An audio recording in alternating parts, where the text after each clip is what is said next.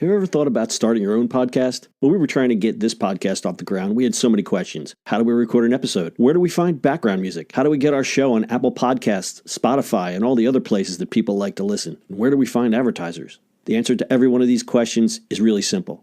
Anchor. Anchor is a one-stop shop for recording, hosting, distributing, and monetizing your podcast. And best of all, it's 100% free and 100% ridiculously easy to use. Anchor makes it simple to get up and running. You can upload and schedule your podcasts ahead of time. It publishes to all the major podcast platforms. You can easily check your stats. I could go on, but instead, why don't you go and get started? Go to anchor.fm/start to join the e-commerce minute and a diverse community of podcasters already using Anchor. That's anchor.fm/start. We can't wait to hear your podcast. It's the E-commerce Minute, your daily dose of e-commerce, tech, and retail news with your hosts, Bart Mraz and John Suter. The E-commerce Minute is a production of Sumo Heavy, a digital commerce consulting firm in Brooklyn, New York, and Philadelphia. Find us on the web at sumoheavy.com. It's the E-commerce Minute, episode 250. In today's episode, Snapchat adds ticket buying via SeatGeek. Good news, sports fans. You can now buy tickets on Snapchat. Thanks to an integration with SeatGeek, sports teams and musicians can sell tickets directly to fans via their Snapchat stories. This marks the first ticket buying integration within the app. The integration is simple. Teams and venues who sell through SeatGeek can add the capability to add sales to their stories. Snapchatters swipe up, select their seats, and check out, all within the app. Snapchat began testing ticket sales earlier this year. The Los Angeles Football Club was the first team in the world to sell tickets through the app's partnership with SeatGeek. The MLS team posted some tickets for a May 26 match against DC United on its Snapchat story and posted a snap code on its website. The key feature is that teams, artists, and organizations can go directly to where their fans and followers are to sell tickets. SeatGeek co-founder Russ D'Souza said that as the pipe gets solidified, you'll start seeing more Snapchat SeatGeek ticket sales. He added that this is the kind of integration he was hoping for when the company launched the SeatGeek open platform a couple years ago, allowing teams, musicians, and other rights holders to sell tickets directly through SeatGeek. The platform also supports ticket sales through Facebook. For too long, the legacy ticket approach has been making it difficult for teams to sell tickets in lots of places, D'Souza said. Teams should want to sell their tickets in as many places as possible. I agree. Now, if they do something about those fees. Well, Ticketmaster is the worst. I actually like SeatGeek. I love SeatGeek. So I was a long-time StubHub user, but the thing that would get me, and a lot of times when you use those things, I go to a lot of baseball games, and I go and I say, oh, we're going to go to the game. Quick, let's get some tickets. And you say, oh, I see these tickets for, $24.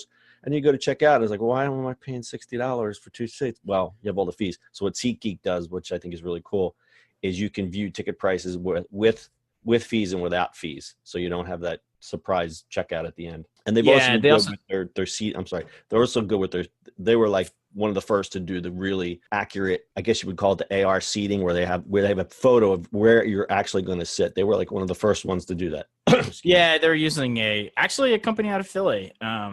That was funded by just for fun, and then they started using those kind of pictures. But there's also Ruckus, which I love. You turned me on to Ruckus. Ruckus is really good. Yeah, Ruckus is a little different. They basically it's a aggregator of all those things, but they do deals, and they've been really, really good. I really like Ruckus. But yeah, I mean, why not sell tickets right inside of Championship? I mean, they should, right? I mean, yeah.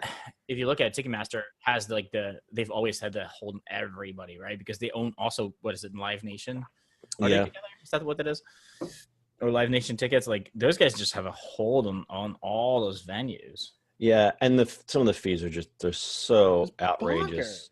I don't I love when the fees are like, hey, it's $25 to process this, but then you pick it up or you print it online. You're like, it doesn't take $25 to process this. I can tell you that. Right. It takes 3% of 20. No. Yeah, why don't you just change that line item to extra profit? It's like pretty much. When you go to a hotel and it's like, oh, that's the resort fee.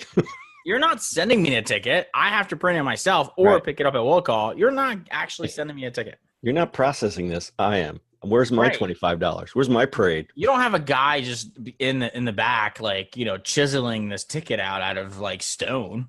Yeah, you kids today don't remember the struggle, getting up early and waiting in line for an actual paper ticket. This is Now you show your phone, you're good to go. Anyway, I think this is great. This is going to be fun to like add to. I mean, Instagram and obviously Facebook will have it in there, but there's a whole bunch of places that I love. Actually, one of my favorite places is Bands in Town. Shows all the bands and you can buy tickets. What is that? This is an app or this is? It's a site, but I think they have an app too. Bands in Town. Bands in Town. Okay, so tell me exactly. I'm looking at the site now. What does Bands in Town do? It's kind of like Spotify has this feature built in, kind of where it just shows you who is in town, obviously, but you can follow this in the bands and things like that. But you can buy tickets and what band is actually in your town at that moment. Okay, so right now I have Foo Fighters. So you can listen to a track from Foo Fighters. You can see similar artists. You can buy tickets for other venues. Yeah. And then obviously filled with ads. Well, it's got news, events by genre. Oh, this is pretty cool. I really like this. This is neat. Yeah, so it has a little bit of like, if you are here, who is in town right now to see. I like it. It has indie stuff. It has the big bands. It's kind of fun. I know we just kind of went from Snapchat to this, but I just love that it's built in Asbury Park. That's awesome. So this is neat. So I go to the Weezer page. I'm going to this concert. That's why I clicked on this. And you can say interested or going. Where does it take me to? It doesn't take me anywhere. I didn't sign in. It just says I'm going. Where did I guess it thinks maybe it's a sign in from Facebook. I don't know. I don't know how do it know? I have no idea. Anyway, so sell your tickets everywhere. Yeah, no, I think this is, we're kind of pointing out the obvious, but Snapchat is just totally perfect for something like this because of visual nature of Snapchat. If you can get a sports team, they can put in highlights. And if you're a fanatic for that kind of stuff, what do you do? You're always looking for highlights. You're looking for clips. And why not embed some kind of ticket sales within there? And I'm sure they'll do some kind of twist on that where it's like, like bands, especially meet and greets only for Snapchatters. That's kind of like an obvious thing there. Because, a band could say, oh, we're in Philly on the 24th. We're having a special Snapchat only meet and greet. Swipe up to get your tickets from SeatGeek. There's a lot of play here. There's a lot of things that you can do. That is correct, sir. All right. Pretty cool. Snapchat selling tickets. And got anything else, Bart?